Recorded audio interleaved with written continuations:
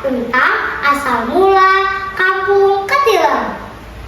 Di sebuah kampung bernama Ketilang, tumbuhlah sebuah pohon yang sangat besar, yang banyak anak-anak bermain di sekitar pohon itu.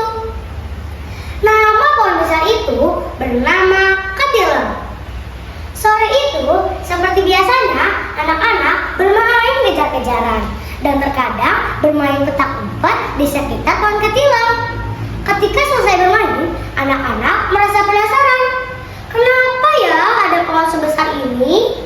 Lalu ia menghampiri kakek yang paling tua di kampung itu, yang sedang duduk tidak jauh dari pohon ketilang. Kemudian salah satu anak bernama Siti bertanya kepada kakek, "Kek, ini pohon besar banget ya, Kek?" tanya Siti penasaran. "Iya, besar, kan kamu sudah lihat sendiri," jawab kakek. Kemudian Siti mendekati pohon ketilang yang amat sangat besar, sambil mengajukan pertanyaannya kembali. "Kek, kira-kira ukuran pohon ini berapa ya, Kek?"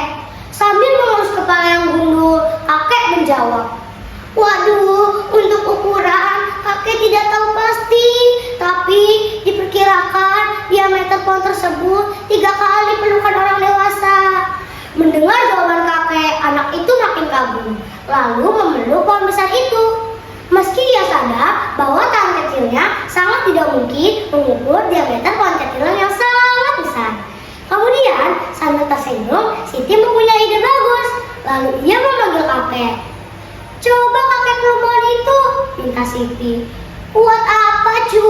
tanya kakek. "Ya pengen tahu saja." Anak itu merajuk. Ketika dipeluk, rupanya pohon tersebut masih terasa sangat besar. Siti makin kagum sampai mulutnya terbuka. "Udah ya, Cu?" tanya kakek membiarkan lamunan anak kecil itu. "Belum, Kek. Sudah dipeluk, terus dicium, Kek," mintanya lagi.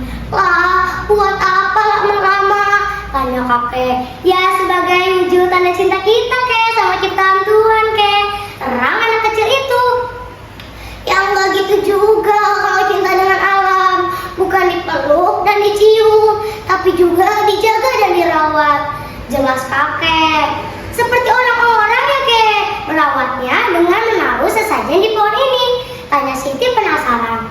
"Lah, justru yang membuat Tuhan murka itu namanya musik." Maaf, itu musrik maksudnya," terang kakek. Oleh karena itu, kalau mau lingkungan kita menjadi asri dan sejuk, tanamlah banyak pepohonan. Lihat contoh pohon ketilang ini yang tingginya luar biasa. Ketika siang hari saja, bayangan pohon tersebut menjalar sampai ke kampung tetangga. Suatu hari, Belanda datang ke kampung Ketilang dengan tujuan agar pohon ketilang ditebang karena ada proyek pembuatan jalan kereta api. Sebagian anak-anak sedih karena mengingat pohon itu sering dijadikan tempat bermain anak-anak. Tapi karena ini perintah dari Belanda, tetap harus dijalankan. Setiap warga bergotong royong saling membantu untuk menebang pohon ketilang yang sangat besar. Dengan upaya kerja keras, akhirnya pohon besar itu berhasil ditebang. Ketika pohon ketilang berhasil ditebang, sebagian warga bingung akan pemanfaatan kayu yang sedemikian besar dan banyak. Seorang kakek menawarkan ide cemerlang. "Bagaimana sisa kayu yang dibagikan ke masyarakat untuk dibakar? Kita buat beduk saja." Akhirnya masyarakat bergotong royong membuat beduk yang sangat besar, hingga bunyi beduk tersebut terdengar di Kesultanan Banten. Karena suara beduk yang begitu menggema mengundang banyak orang ingin tahu, sehingga datanglah orang-orang dari Banten ke kampung Ketilang. Mereka mengajukan permintaan agar beduk itu dibawa ke Banten dalam rangka sebagai syiar. Lalu beduk itu dibawa ke Banten dengan 2 kereta kuda. Namun sesampainya di Banten, ketika ditabuh, beduk tersebut entah mengapa tidak mengeluarkan suara. Karena suara beduk yang tidak sesuai harapan mereka, maka beduk tersebut dipulangkan lagi ke kampung Ketilang. Sesampainya di kampung Ketilang, beduk tersebut ketahuan oleh Belanda. Lalu beduk tersebut kulitnya disobek-sobek sampai rusak. Akibatnya, beduk tersebut tidak dapat difungsikan kembali. Sampai saat ini, beduk tersebut tidak ada beritanya. dan tidak ada yang tahu di mana keberadaannya.